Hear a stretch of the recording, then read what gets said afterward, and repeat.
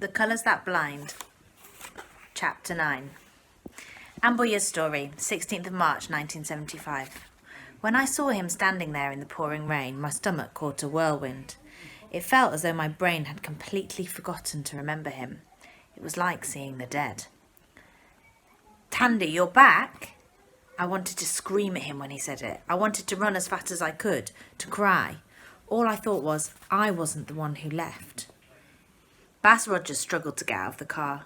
He must have had one too many beers like he always did when he played cards with his friends in the city on a Sunday afternoon. I dashed to his side of the car, trying to keep my eyes only on the Bass. But oh, how mischievous young eyes can be. As they slid to Matthew, I could see his brown hair dancing wildly in the wind. Things that had absolutely gotten no consent from me fluttered everywhere in my stomach. He closed the driver's door and came to help me with Bass Rogers. "Oh yes, girlie, your mother did say you would come in her place." "Yes, Bass." "You remember my nephew, Matthew, don't you? Nice young fella. He's going to be an engineer soon, aren't you, Matthew?"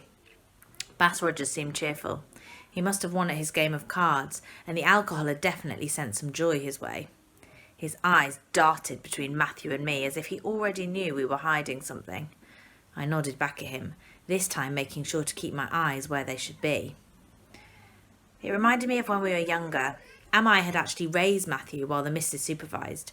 But unlike in the village where everyone is your uncle or aunt because you've known them since you were born, the Rogerses and us are not family or anything close to that. As I held the Bass's right hand and helped him out of the car, Matthew stood there watching me. I could not see his face because my eyes were where they should be, but I could feel his gaze boring right through me. "Matthew will be here for a while. It's good to get another set of eyes to help manage the farm. He's decided he's not better than us, that he's not too good to help us around the farm, even if he has a degree, haven't you, Matthew?" I raised my head and looked at Matthew, who avoided my stare. It was typical of the Bass, even on a day when he was in a cheery mood. "We picked up a few things from the market. They're in the back. Go grab them, girlie."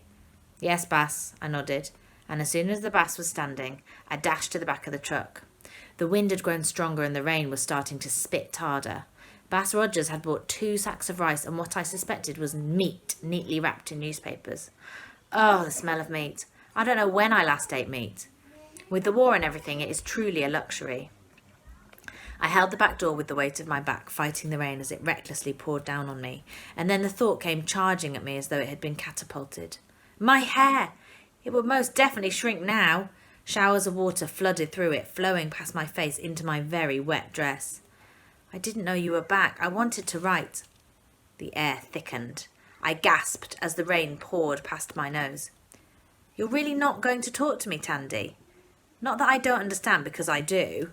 I'm here to work, Matthew. I'd appreciate it if you didn't make that impossible." I kept my voice as soft as I could, because even though my insides boiled with all sorts of emotion, I had not forgotten that the land, and hence all the power, was not ours yet. I lifted a heavy sack of rice from the boot of the car and balanced it on my head. As I reached for the wrapped up meat, he grabbed my arm. "I really am sorry, you know. I shouldn't have. I wanted to. I'm just really sorry for everything." His bluish-grey eyes were sincere, almost as though he would cry, but I pulled my arm free and walked towards the house. "What are you doing, you silly girl? Taking a bath? Now the rice is all soggy. Whatever shall I do with you?" The missus stood right by the door, safe from the wild spit of the heavens. I breathed in deeply and held my tongue. Matthew appeared behind me with the other sack of rice and the rest of the meat, just as drenched as I was. "And where do you think you are going, dripping with water like that? You'll have to go home and change, Matthew. Matthew will take the food in." Matthew said nothing. Maybe it wasn't his place to, or maybe because he considered it rude to speak against his aunt. Or perhaps to him it was normal for someone like me to be treated in that way. I will never know for sure what he thought in that moment, but I do remember that he said nothing.